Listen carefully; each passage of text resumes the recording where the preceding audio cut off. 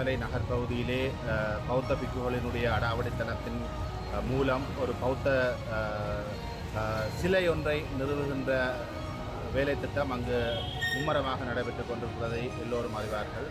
உண்மையிலேயே நீதிமன்றத்தில் கூட வழக்குகள் நடைபெற்று கொண்டிருக்கின்ற நிலையிலே பொதுமக்களினுடைய பலத்த எதிர்ப்புகளுக்கு மத்தியிலே மாநகர சபையினுடைய எத்தகைய அனுமதியும் பெறப்படாத நிலையிலே புத்தர் சிலை ஒன்றை அங்கே நிறுவ முற்படுவதும் அதனைத் தொடர்ந்து பௌத்த விகாரையை சட்டவிரோதமாக கட்ட முனைவதும் மிகவும் கண்டிக்கப்பட வேண்டிய ஒரு விடயமாக இருக்கிறது.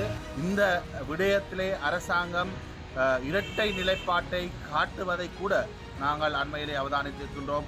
முதல் நாள் இரவு அங்கிருந்து புத்தர் சிலையை அகற்றுகின்ற விதமாக செயற்பாடுகளை செய்துவிட்டு அடுத்த நாள் பாராளுமன்றத்திலே எதிர்க்கட்சிகள் கூச்சலிட்ட போது அதற்கு பயந்து பேரினவாத சிந்தனையோடு பௌத்த பேரினவாத மேலாதிக்கத்தோடு இந்த அரசாங்கம் தாங்கள் அதை தற்காலிகமாகத்தான் அந்த புத்தர் சிலையை அகற்றி இருக்கின்றோம், மீண்டும் அந்த இடத்தில் அந்த புத்தர் சிலையை நிறுவுவோம் என்று கூறி மீண்டும் அந்த இடத்திலே அந்த புத்தர் சிலையை அந்த ஆக்கிரமிப்பு சின்னத்தை நிறுவியிருக்கிறார்கள் என்பது வன்மையாக கண்டிக்கப்பட வேண்டிய விடயம்.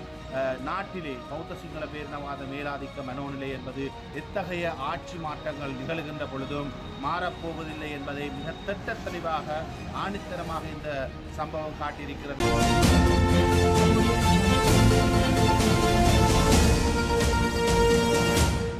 கடந்த சில நாட்களாக திருகோணமலை நகர் பகுதியிலே பௌத்த பிக்குகளினுடைய அடாவடித்தனத்தின் மூலம் ஒரு பௌத்த சிலை ஒன்றை நிறுவுகின்ற வேலை திட்டம் அங்கு மும்மரமாக நடைபெற்று கொண்டிருக்கிறதை எல்லோரும் அறிவார்கள்.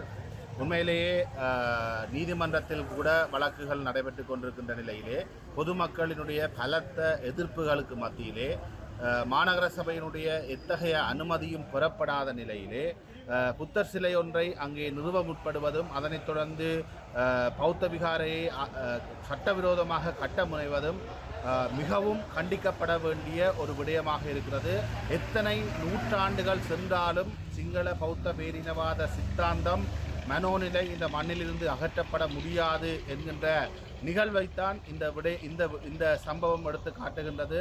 தமிழ் மக்கள் மிகச்சரிவாக வாழுகின்ற, தமிழ் மக்கள் மிக அதிகமாக வாழுகின்ற இந்த திருகோணமலை நகரிலே இவ்வாறு அடாவடித்தனமாக சட்டவிரோதமாக ஒரு புத்தர் சிலை ஒன்று வைக்கப்படுமாக இருந்தால் அது சிங்கள பௌத்த பேரினவாதத்தினுடைய திணிப்பாக, அது தமிழ் மக்களுடைய பண்பாட்டின் மீது திணிக்கப்படுகின்ற ஒரு திணிப்பாகத்தான் நாங்கள் இதை பார்க்கின்றோம்.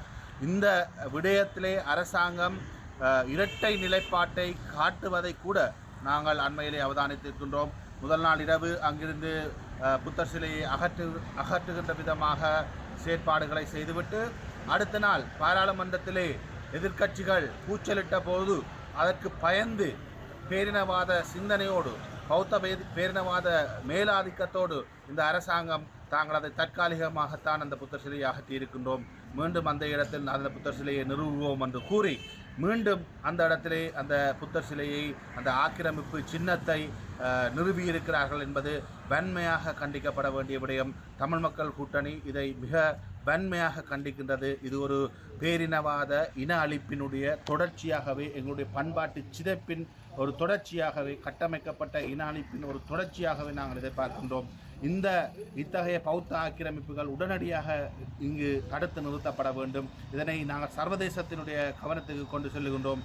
தயவு செய்து இந்த நாட்டிலே பௌத்த சிங்கள பேரினவாத மேலாதிக்க மனோநிலை என்பது எத்தகைய ஆட்சி மாற்றங்கள் நிகழ்கின்ற பொழுதும் மாறப்போவதில்லை என்பதை மிக திட்ட தெளிவாக ஆணித்தரமாக இந்த சம்பவம் காட்டியிருக்கிறது. எனவே சர்வதேச சமூகம் உடனடியாக இதிலே தலையிட்டு தமிழ் மக்கள் செறிவாக வாழ்கின்ற வடக்கு கிழக்கு பிராந்தியத்தை சுய அதிகாரம் மிக்க, தன்னாட்சி மிக்க ஒரு பிராந்தியமாக மாற்றி அமைக்க வேண்டிய அரசியலமைப்பு பொறிமுறை மாற்றத்தை ஏற்படுத்துவதற்கு சர்வதேச சமூகம், ஐக்கிய நாடுகள் சபை உட்பட்ட அனைவரும் காத்திரமான நடவடிக்கை எடுக்க வேண்டும் என்று இந்த சந்தர்ப்பத்திலே நான் அறைகூவலையும் வேண்டுகோளையும் சர்வதேச சமூகத்தை நோக்கி நான் விடுக்கின்றேன். தமிழ் மக்கள் கூட்டணி மிகவும் வன்மையாக இந்த சம்பவத்தை கண்டிக்கின்றது.